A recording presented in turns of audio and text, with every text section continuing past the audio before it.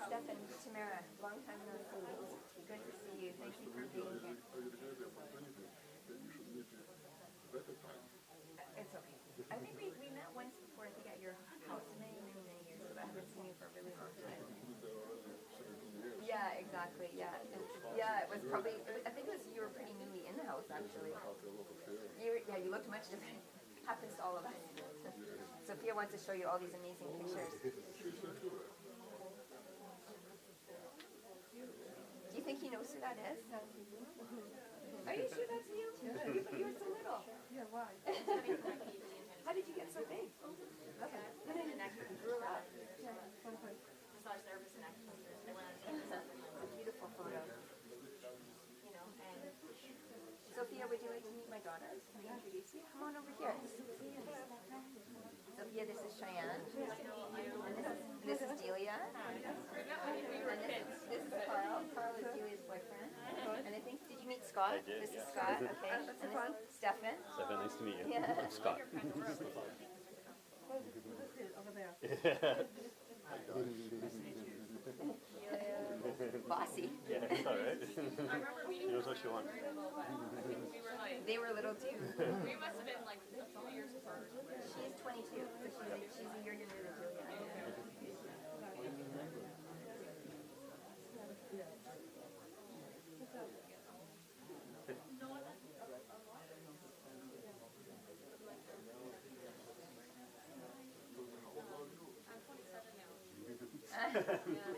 I know.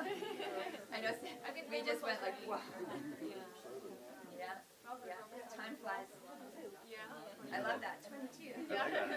What are you going to do when you turn 23? You have to go like this. Oh, fancy. And you have a nice bracelet too. Yeah. Oh, Like that. nails. Yeah. I don't get my nails done. Oh, I got one. I'm sure you have. I broke it. I would think that would be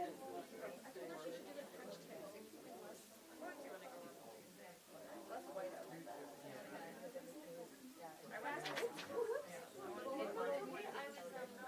It was fast. I know a lot about it. It got better. But Yeah, I think he was famous for that. And he was, well, I'm going to speak about that a little bit today, but yeah, he was known for certain things. these are my notes. I think we met Delia at the wedding a couple years ago. This is Martha. This is Cheyenne. Cheryl. Oh, sorry, Cheryl. Martha was your mom. Oh my God, I'm sorry. Oh my God, Cheryl. I'm so sorry. That's Cheyenne. Oh my gosh. Cheryl had a wonderful mom named Martha. And this is Scott. This is Cheryl. Oh my gosh. I guess it's good to remember by someone's mom. You know, many people have done it, or I'm they call sure. me by my sister's money. What's your sister's name? Ray. Oh yeah. Pretty neat. Cut some money out. This is Aunt Donna. I don't know. I can't remember the last time you might have seen her. Dinner or something like that. Maybe, but this is Cheyenne. And I think he saw Delia a couple years ago at the wedding. And this is her boyfriend Carl. And this is my boyfriend Scott. Hi, nice to meet you. And yeah. Let's give a good hug. Where would you like to sit?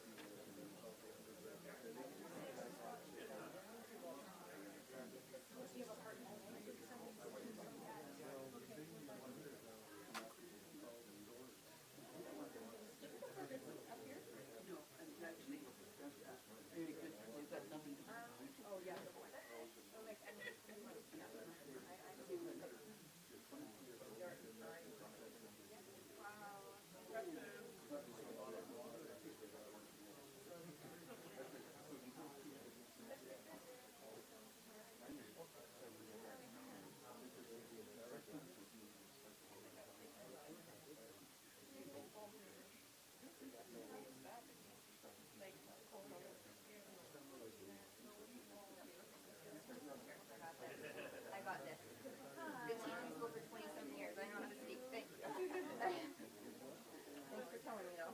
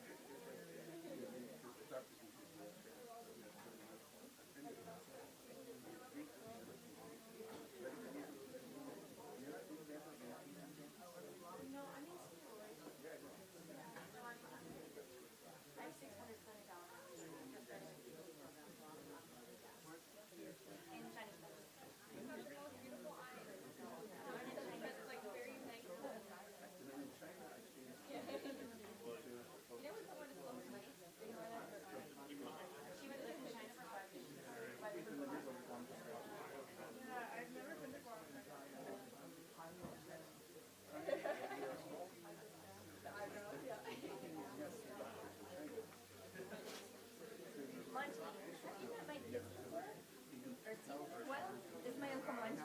You have to guess who's who. Ah.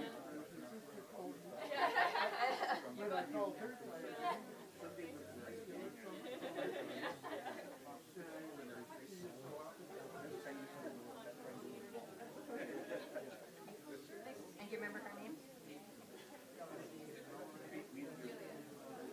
Delia. And this is Carl Delia's longtime boyfriend. Carl, yeah. You got that one. Yeah. He just went in one ear and out the other. Yeah.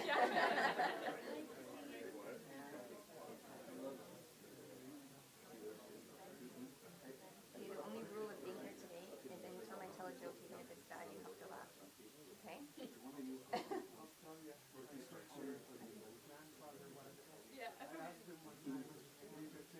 If everyone could please be seated.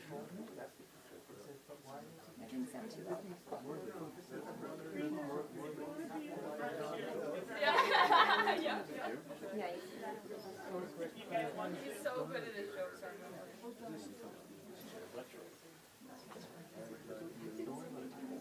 You think? You think you're better? You're better.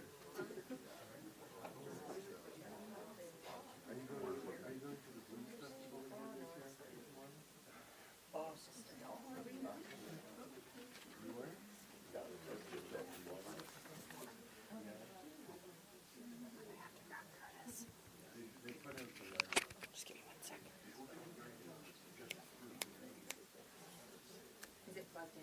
There's a little green light. I see a green light. Oh, no wonder I'm not plugged in. Hello. I just wanted to welcome the people. Sure. I was willing to. In television land. Oh, sure. I'm totally able to do that. Just thought I was. Perfect.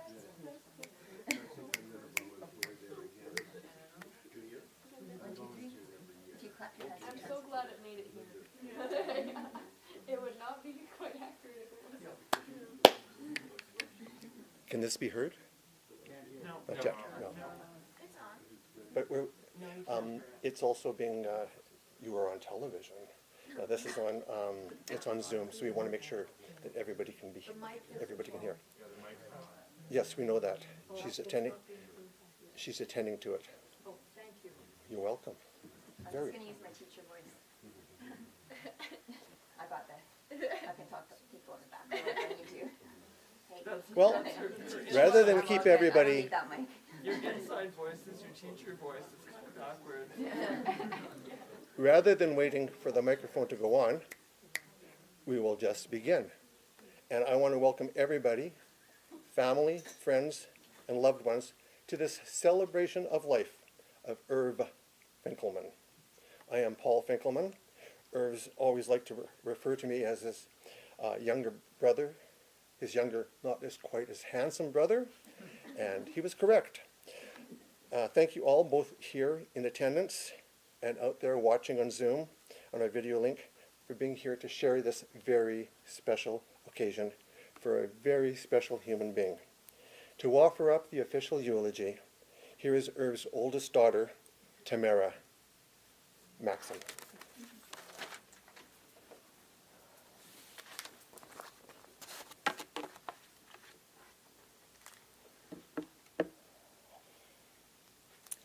Thank you all so much for being here today. This eulogy is a little bit long, like some of Dad's bad jokes, so settle in, relax, and I hope you enjoy it. If we haven't met, my name is Tamara, and along with my sister Alana, we are Irv's daughters. Both of us live in Victoria, BC, and are here together with all of you to celebrate and honor our dad's life. We also have my daughters Cheyenne and Delia, both here from the Vancouver area, along with some of our special people, Carl and Scott. Alana's daughter Maisha is here all the way from Montreal. Not with us today in person, but here in spirit, are Alana's sons, Amani, who is in Victoria, and Conde, who is playing high-level baseball at a tournament in Vancouver at this moment. Right now. She can tell us the score later. Also here in person is someone very special in my dad's life, who I will speak more about later, his chosen granddaughter, Sophia. Although my sister and I and our children all live far away from here and didn't get to see our dad and grandpa very often, it has been made much easier knowing that he was supported and surrounded by so many wonderful family and friends. All of us, as Irv's children and grandchildren, are so honored to be here and for the gift of your presence today. Before I start talking more about Dad, I can't even look at you. I have to give some very special thanks. Along with his many siblings, family and friends, many of whom are here today, my Uncle Paul and Aunt Rena have been by my dad's side for decades, making sure that he is always well taken care of and included in every family activity. Paul and Rena, along with their family members, have shown unwavering and dedicated support for Dad through some of the most challenging times. There is no way Dad could have had the quality of life that he had without the two of you being so incredibly kind, generous, and helpful with your time and energy. Alana and I, along with our children, are indebted to you. Not a day goes by that we don't thank you for everything that you've been doing together with your family members to care so deeply and unconditionally for our dad and our grandfather. As well, Dad was adopted by a very special family, Natasha and Stefan and their beautiful daughter Sophia. Dad has been Grandpa Irv to Sophia from the moment she was born, and now for more than 22 years. Thank you so much for loving Dad and bringing him into your family as your own. Finally, it goes without saying that Dad had the most amazing care at Lake Bonavista Village, where he lived almost continuously since the age of 70. He was well loved by all of the staff, various nurses, and home care staff who took care of him over the years. And again, deep thanks to Paul and Irina for overseeing all of that on behalf of Dad. I also can't express enough praise for the various nurses and doctors who have seen Dad over the years in hospital. He was quite infamous for his jokes and quick wit. He loved waking up after an operation or procedure with oxygen lines attached to his nose, looking seriously at the nurse or doctor and saying, "Do you mind if I smoke?" Those poor people had to put up with his terrible jokes over and over again. I'll get back to his sense of humor in a little bit. The last time I saw Dad, this last time Dad was in hospital was not for very long, but he had a very sweet nurse in the last hours of his life. Both Alana and I got to talk to him the day before he died. Dad and I last spoke at about 6 p.m. on May 14th, the evening before he passed away. I called the nursing station where he was located and had to get a call back. His wonderful nurse called me, brought him the phone, woke him up, and held it to his ear. Dad was able to hear me tell him that I loved him and that I was planning to come and see him on May 16th, 2 days later. He couldn't breathe well and was quite drugged up, but after a pause and some labored breath, he said back to me, "I love you, dear." Those 4 iconic words I've heard from Dad over and over at the end of every phone call that we've had in my life. Although I never got to see Dad right before he passed away, which was my wish, I will remember hearing those words forever. And now for the main attraction. Dad was known by many titles, such as, but not limited to, Irv, Mr. Finkleman, Irving, Fink, Captain Irv, Grandpa Irv, and Uncle Irv. There may be some other names using some very choice words, but now I'll go with my favorite, which is simply Dad. Dad was born... Don't mouth things to me while I'm up here. Dad was born in Calgary in 1940, but moved to Vancouver as a young child. It was a very interesting time in the world, and Dad spoke fondly of the many adventures he had around the coastal city as a young boy. Whenever he came to the West Coast to visit my sister and I in our adult years, he reminisced about the many places he went as a child. I think this might be where he found his lifelong love of fishing. More to come about that too. It wasn't too long before many of Dad's 8 younger siblings started to come along and began filling up the vibrant Finkleman family home. I'm not really the historian in this family, but if you speak with my Uncle Paul or any of the other family members, you can find out a lot more detail and fill in the timeline. Jumping ahead a little bit, Dad had a true spirit for adventure. At the age of 15, he left Western Canada High School while he was still living in Calgary, lied a little bit about his age, and joined the Canadian Navy. It was during that time that he had the opportunity to travel far and wide in the world and work his way up the ranks to eventually becoming a commanding officer. Dad went back to school at the age of 30 to complete grade 12 so he could gain acceptance into university. It was unusual at that time to finish high school at that age. He was accepted at UVic, University of Victoria, in 1972 and completed a BA in psychology. In Canada, Dad was stationed in Halifax, Victoria, the Queen Charlotte Islands, now called Haida Gwaii, Gander, Newfoundland, Alert, Penhold, and Calgary. Fun fact, Alert is the northernmost continuously inhabited place in the world.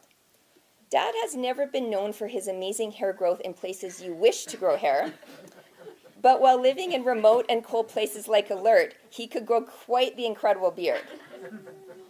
Dad also earned a plaque for being the world's most northerly Jew and He had his picture taken outside the most northerly outhouse. You can find the picture in the plaque right over there.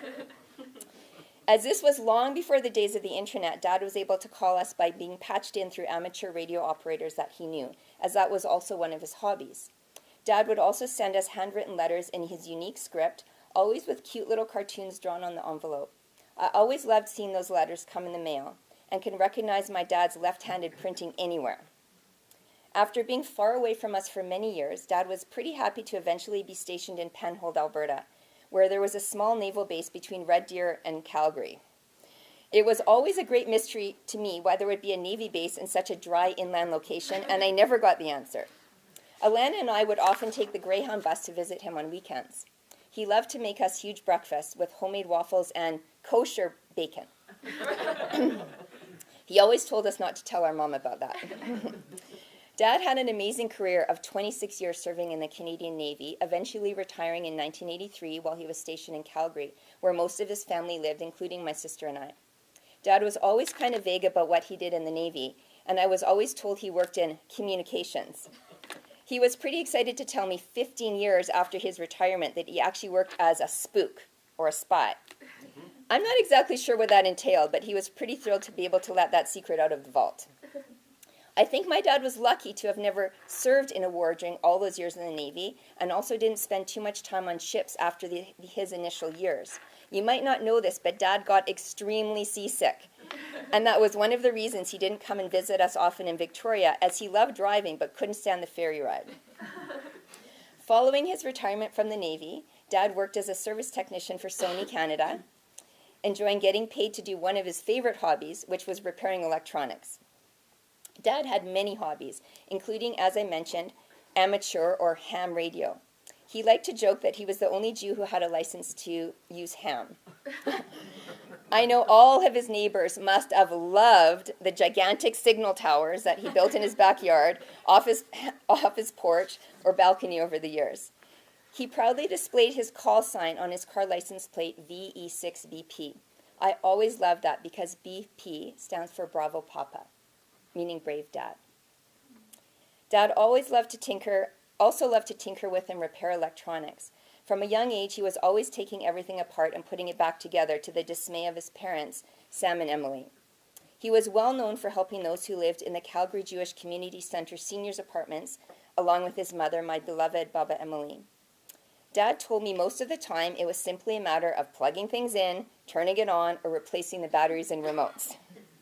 I always think of checking those three things every time I can't make something work. Dad also always went and helped out wherever he could and made many of his longtime friends through the connections he made there and the many other people that he helped out. Dad also got in the business of repairing radio equipment and reselling it on eBay for some time, as he was well known in the amateur radio community in Calgary and beyond. Dad continued to help friends and in the seniors' residence where he lived with all their electronic issues until recently. The one thing Dad never really learned how to do was use a cell phone. That was always something that was surprising to me. Another fun fact is that Dad had the same landline phone number since he lived in Calgary back in the early 1980s. The last four digits, 5643, spell think backwards. I will miss dialing that number and seeing it pop up on my phone. Despite Rena and her family trying to instruct Dad in the ways of cell phones, it was just not his thing. I always thought he would have loved having all that power at his fingertips, especially with the way they are now, but he was pretty old school. Dad loved to sit down at his desktop, later laptop computer, downloading pirated movies, scrolling the internet, and trying to avoid social media. He was pretty suspicious of being hacked and identity theft. Who wouldn't want to steal a last name like Finkleman? Dad also loved to keep photos that we sent him on his computer. A lot of them. Every once in a while, I would print him out some pictures, but he said he'd prefer to have them digitally, and he really did. I'm not sure how much storage Dad had. I'm really clear on it now, though. It's not in the speech, but I'm really clear on how much storage he had. But there must be thousands and thousands of photos in there somewhere, and there really are. Dad also loved taking pictures and editing photos, making sure that the colors were just right. I think he would be amazed how far digital photography has come, especially on phones. He really missed out on that one.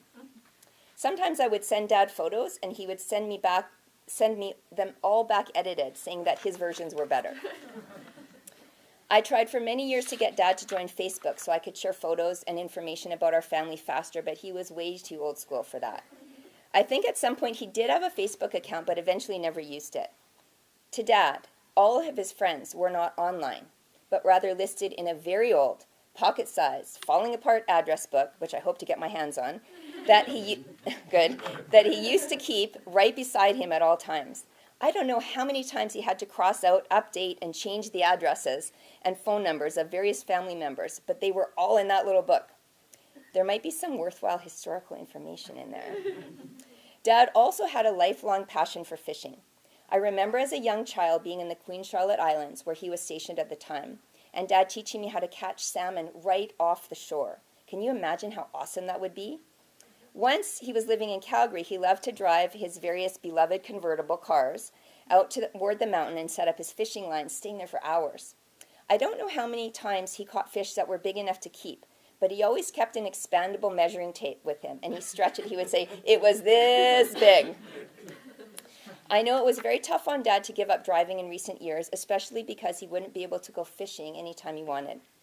After finding out that one of the children of the amazing staff where he recently lived enjoyed fishing, Dad generously gave him all of his prized fishing equipment. Although this was heartbreaking for Dad to give up, he knew that young man would have an amazing amount of joy with all of that incredible fishing equipment and spin some tall tales or fish stories of his own. On a current side note, I can say Dad always loved to watch hockey, and we often talked about what teams were playing. The Calgary Flames were definitely his favorite team, and also any team who was playing and especially beating the Oilers. I can say without any doubt, my dad would have rather died than cheer for the Oilers. He was a man of his word.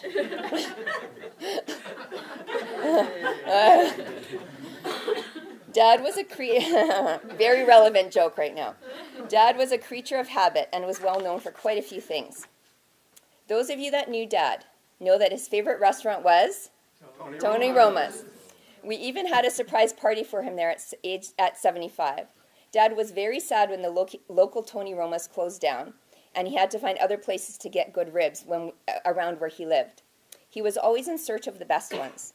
As a surprise for his 80th birthday, which was during COVID, I had Big T's Smokehouse and Barbecue bring him a takeout order of ribs, and he enjoyed every last bite. I know Dad hadn't been going out much in the last couple years, but he did eat there a couple of times since. Make sure you do a cheers to my dad next time you eat some ribs, and a couple of us did last night. If Dad could choose a last meal, it would definitely be barbecued ribs. I happen to know that his last meal was an egg salad sandwich the afternoon before he passed. Today we will be sharing some in his honor. Dad always joked with Rena about not going to each other's funeral. My dad said he would only go to Rena's funeral if there was a good hockey game being shown. You better time that right. Rena said she would only go to his funeral if there were sandwiches. Thanks for getting the sandwiches. Just about every day was Orange Shirt Day for my dad. Not the one that's now part of National Day of Truth and Reconciliation on September 30th, but just because he always liked to wear the same thing. He usually could be seen wearing an orange t-shirt, some soft cotton shorts, short white socks, and the same pair of runners or slippers. Occasionally he would switch things up, but that was pretty much his uniform. Dad's orange shirt, and that was the best one I found in his closet. That's probably the pocket. Yes. The orange shirts always had a front pocket, and in that pocket would be a notepad, a pen, and gum he always gave to kids. I was thinking we should have asked everybody to wear an orange shirt to his funeral. He probably had enough in his closet for all of us to wear one. Like he didn't have just one. Oh, yeah. Some aspects of Dad's character were also well known. He could have a short temper at times. He was a tinge impatient, a little stubborn, might have held a grudge or two, usually wanted to have the last word, and he was maybe a teeny bit cheap about some things. As the oldest living Finkleman after beloved Baba Emily passed away, Dad was somewhat of a patriarch and didn't hesitate to share his opinion on things.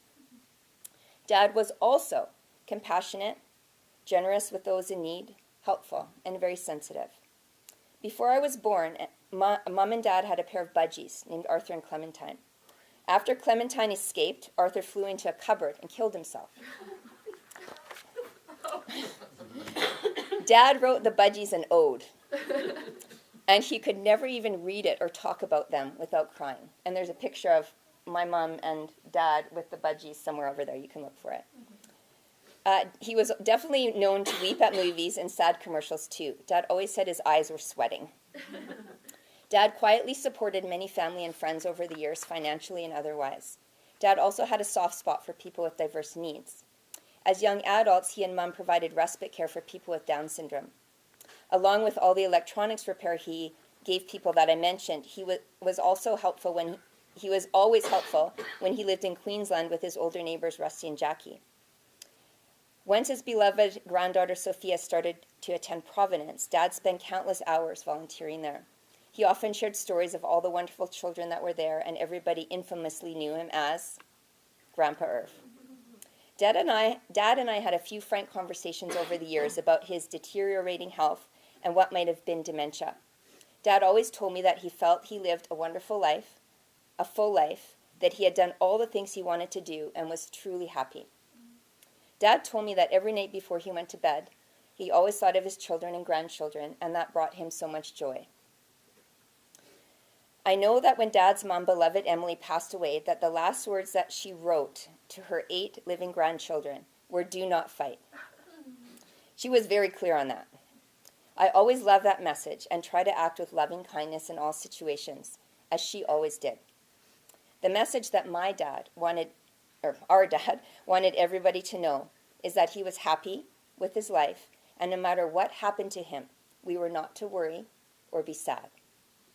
I hope that all of us will live the kind of life that no matter what happens, we are happy, and that the people we love don't worry or feel sad when we go. I'm not sure I'm there yet, Dad, but I'm working on it.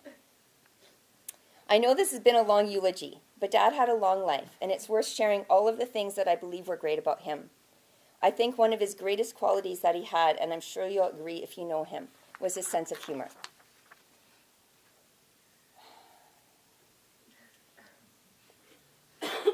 I'm convinced that with all the health problems that he had over the years, that he lived as long as he did because he always laughed through all of it. I also used to tease him that only the good die young. Both of those are correct in his case. Every year on his birthday, I always called Dad and told him a joke or two, and he always told me a couple back. Dad often told me the same joke a few times, as he was known to do. I still laughed every time, and I will miss those jokes as bad as they often were. On his last birthday, he told me the funniest joke of all. We continued to laugh for a long time after the punchline. I will cherish that ability that Dad had to make people laugh. In closing this marathon eulogy, I'm going to share the best of his jokes with you. I hope I can deliver this joke as well as Dad did last July 14th, and I hope that you remember him with a smile. Okay. Sorry, kids. And I mean little kids that are here.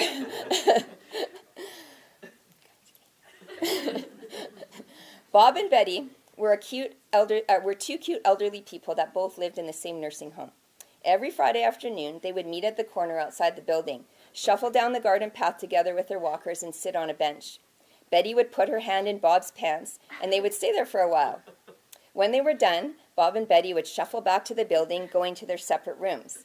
One day, Betty went to meet Bob at the corner, but he wasn't there. Betty was really surprised because they met there every Friday afternoon. Betty decided to shuffle down the garden path alone and look for Bob.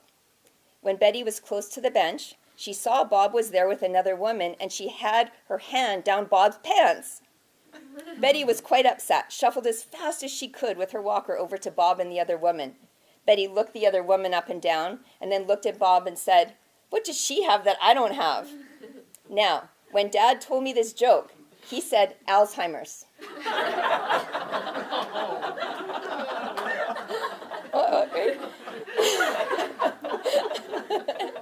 There's more.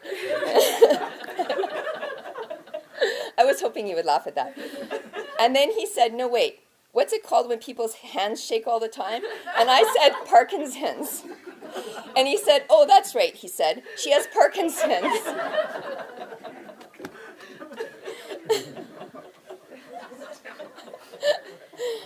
I'll miss everything about your bad jokes, Dad, but this one really was the best.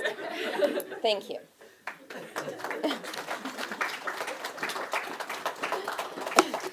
Couldn't have been more beautifully said. Thank you. Could not have been more beautifully said. Thank you. And a copy of that eulogy is being sent to Rena at 1 p.m. So if you want to read it yourself. Thank you. Irv loved fishing so much that he once dislocated his shoulder, describing a fish to me.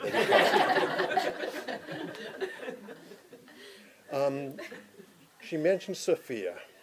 Sophia, he loved you so much. A little story that he liked to tell about Sophia. When Irv came out of ICU at the hospital, one of the many times, he was in just, he had his tubes and the breathing apparatus and so on. And Sophia was visiting. And as she's visiting, a doctor and a retinue of nurses come into the room and say, "Hello, Mr. Finkleman." Well, Sophia looked at the doctor and said, "His name is Captain Finkleman."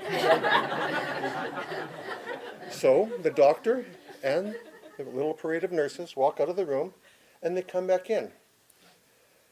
And the doctor says, "Good morning, Captain Finkleman."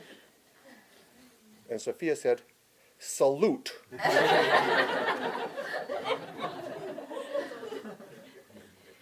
You brought him so much joy.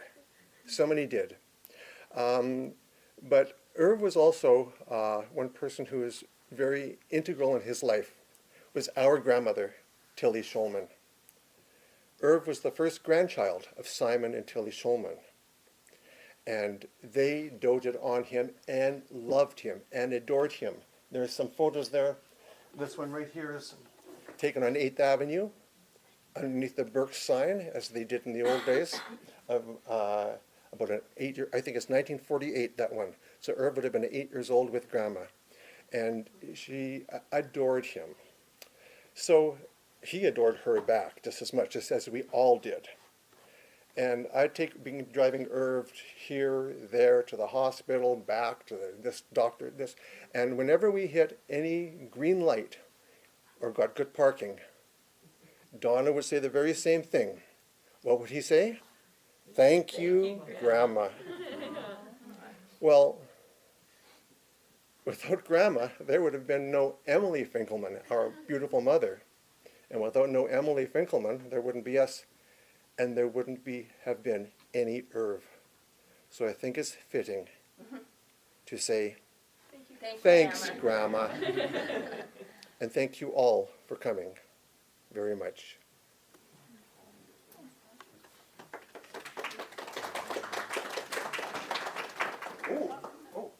Do you want me to do that? Tell me, yeah. To go next door? Or if there's anybody... They can even pull the chair up to the buffet, yeah. That's true. Well, and if there is anybody that wants to share a story or say something, you're welcome to come up. But we do also have some beverages and snacks and lots of stuff. Snacks. Egg salad Real sandwiches. variety. So I'm... And for the fishermen, we have sushi. There you go. Yes. Brought fish. Yeah. So I'm like, maybe leave it open for a couple minutes and see if anybody wants to come up. We got hands up, so first come, first serve. I'll take my stuff out of here.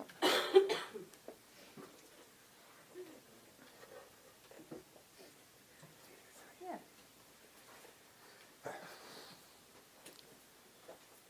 Thank you, Tamara, for saying about his work, which was, most people didn't know. He was at a deep, deep, deep secret level with the federal government and with other governments around. I know because I traveled to many countries, and sometimes they'd have me stand there for 15 minutes. Why? Because the name Finkleman in Calgary showed up a lot. But most people don't know, one of the biggest events in North America in communication, as the Cold War was happening, and the post-Cold War, when they're building, Dag Hammarskjöld was building the wall in Germany, Irving had built a design, had proposed a design to the Canadian government for a listening station, which he ended. And the reason he was there in Gander on the east, Masset on the west, and Alert in the north, is his design was to create a listening post, not like the listening post everyone else did. And he said you need no electricity, no power, minimum number of people. We're going to change the game, okay? So they built a station. If my thumb, if this here was 3 stories, the antennas half a mile away would be standing up, you know, way up like this at this level, okay? A big circle of them. And it was only 9 people ran this station. This was a listening station. And they said, well, how did you get the power up there to Alert? You had almost no gasoline, ever. It was hard to get gasoline up there. So we didn't need power. These antennas didn't need power. They were actually sucking vibrations from the atmosphere. They could distinguish from almost 800 kilometers, 900 kilometers away, the difference between a Cessna and a Galaxy XL500 convertible. Okay, it says it was a listening post that required no power because it wasn't putting power into the antenna. It was sucking it, every vibration out of the air. And they went to the Russians and they said, listen, you know, you always hear about Russian submarines off the American coast, and you always, remember in the old times, and American, you know, submarines off the Russian coast. This would cover the North Atlantic. This covered the North Pacific. This covered the North. And they said, well, so we went to the Russians and said, hey, we can take down all this other stuff. We're going to give this information from all sides to the Americans and to the Russians. And the Russians said, you can't do that. That's declaring war on us. Okay, this is serious shit. I mean, I was with Reuters in New York years after that. You know, while he was pulling this thing off, it was like in time after that. They went to the Americans. They said, you can't give that information to the Russians. He said, you can't declare that. I said, well, Irving's idea, and it's hilarious. And I could never say this until you told everybody that he was doing this. He said, fine, we're going to send the information back to Ottawa on regular frequency channels that anybody can listen in on. But it was an abstract one, right, a little middle one, so everyone thought they were the only ones getting it, okay? That was, I mean, I'm so proud of him. And yet, you know, I carried this secret for so long. And I just burst out in tears when he told me that because these were the things, he knew the work I was doing with Reuters in New York, and I lectured from the oldest university in Europe to the newest major universities in Asia. But there's so many things I can't talk about, what I've written about and studied, but none of them were interesting or even hilariously funny than Irving. Only he would think of something that simple. I mean, think about it, and to this day, that's how they operate. But he ended up in charge of design, acquisition, and maintenance for the Canadian military communication for all 3 forces. And it caused his hair to fall out. But to pull off that, to design those things was considered phenomenal. That's why they boosted and say, hey, you install them, you're the CO at those bases. And then it was his idea, hey, that's fine, we'll just send it back to Ottawa and let everybody listen in. And that's why we don't have a Cold War on this side of the continent. It's amazing, it's beautiful. And I could never tell that story before. Thank you. You're welcome. Anybody else? I'm the second oldest boy in the family. I'm Harold. Hi. Any other storytellers out there? I do. Yeah, you want to come tell a story about Grandpa? Perfect.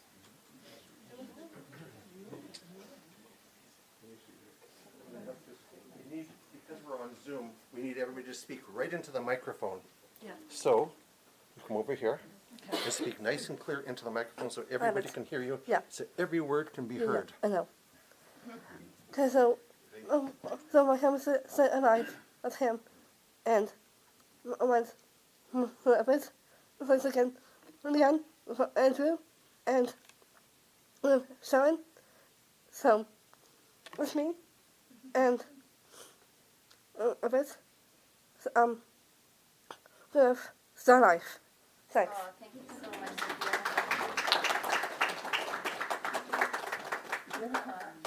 That's a beautiful Beautiful ending point, I think. Yes, You can't beat that. that was Sophia.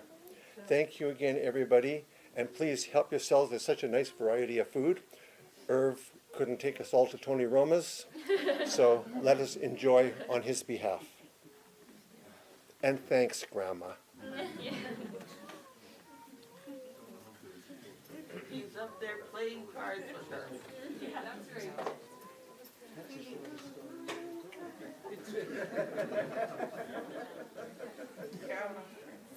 This young fellow probably visited Irv after Rena and myself or Sophia and Natasha more than anybody. And when we went to see Irv, what did he always give you? No, not that. Although Irv did that.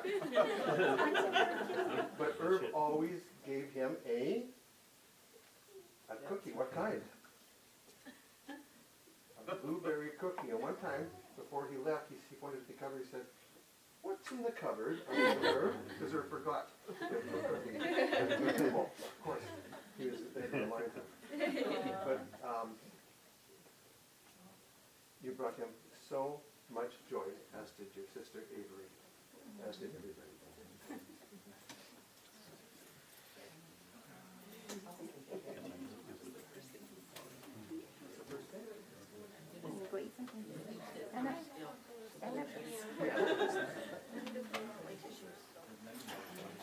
I could have looked at you while I was reading. You did so good. That was beautiful.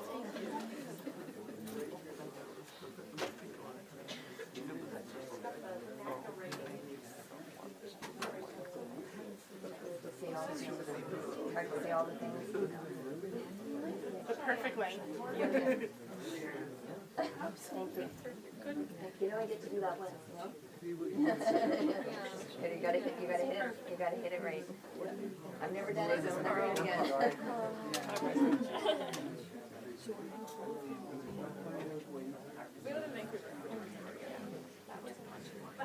Thank you so much. I love Excel sandwiches, so every time I call It's just a good thing, but also like it is my favorite sandwich. You know you're gonna be crying in your egg sandwich. extra salty.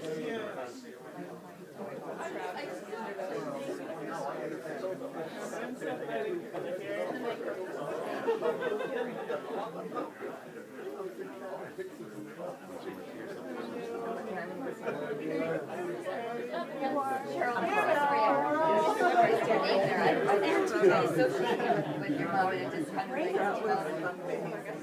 I think Now every time I eat an egg sandwich, I think, you know, you only get to see that once. I always think it's on road trip. I did once for your Yeah, I say to me, it's like, and I prefer whatever that is. Yeah, sure. Yeah. I kept rereading it and finding all these mistakes. I keep back editing it. I'm a stickler about grammar, spelling.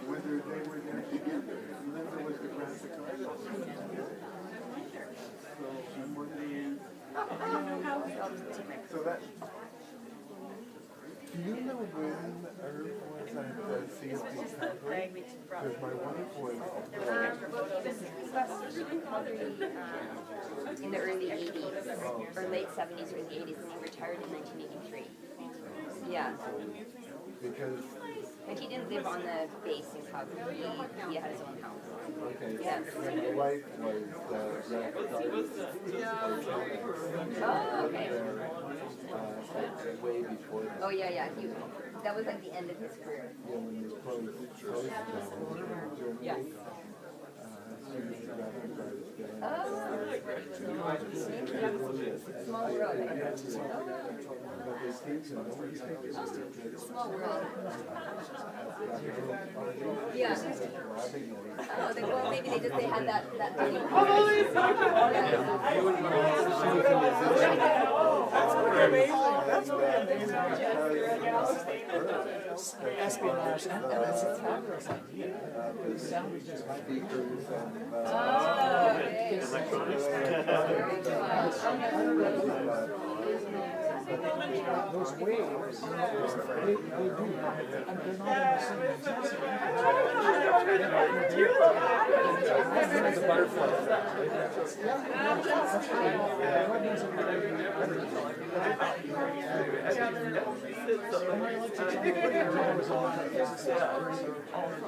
Like wait a minute.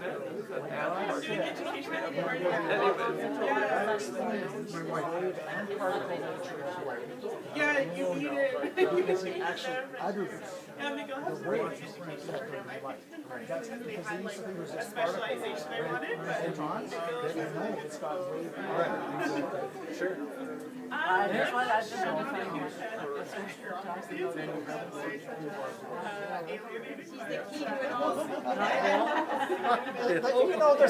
Dr. Bill. Oh, right. No.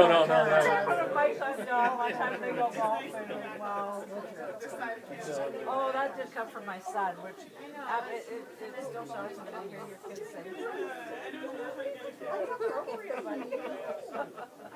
Get a kick out of it because he calls me bad. Oh, yeah. That's very cute.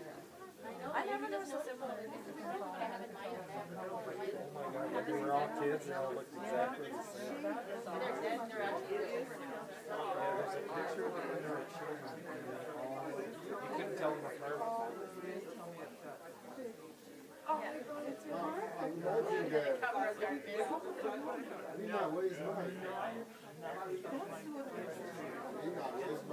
Yeah, right. You would. I'm just stealing a little bit like that's how The joke he used to tell them, he said, it was this Jewish grandmother, she was down at the beach in France. She just bought a kid on that hat, walking along the beach, and this big wave comes in and drags the child into the ocean. She says to God, bring back my grandson, I'll dedicate my life to him. So when the big wave comes back in, drops the kid right on the beach beside her. And she looks at the kid and she goes, he had a red hat. No.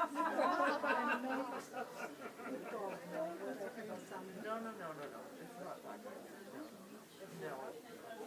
Because nowadays How is your work, Steve? Oh, it's getting worse and worse. Are you keeping busy or what? Very busy. That's good. We used to have a guy up in You Edmonton. know, he just called me. He said that we got some machine. Yeah. I go. You'll help me And out? after we're gonna make money. Yes. Business is business, you know. Yeah. You tell me which one, you know. Yeah, that's right. I get in enough trouble with her. I get into trouble with you. What do you keep your car in, huh? What is your car? Where is your car? It's in the front? Yeah. Okay, because I have one. I have something from Grażyna and from me. Oh my gosh. You don't have to buy the flowers outside. It's the bouquet flower. That's why. June Costco nice. Okay. I'll get Steve to run out because he's got the key. Now? So he can, yes. Yeah. And then come back for lunch though. But you have to come back for lunch. Beautiful cherry. I never knew that there was a difference between a cherry tree and a cherry blossom. I would send both of them because it's jewels and one is from Krishna and the orchids and another garden. It's from me. Okay. From us. Oh my God. And I forgot.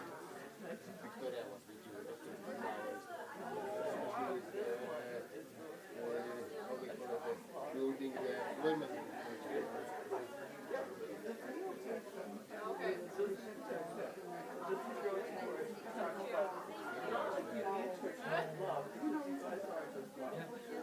Oh, do you want help? Can we go together with like couple?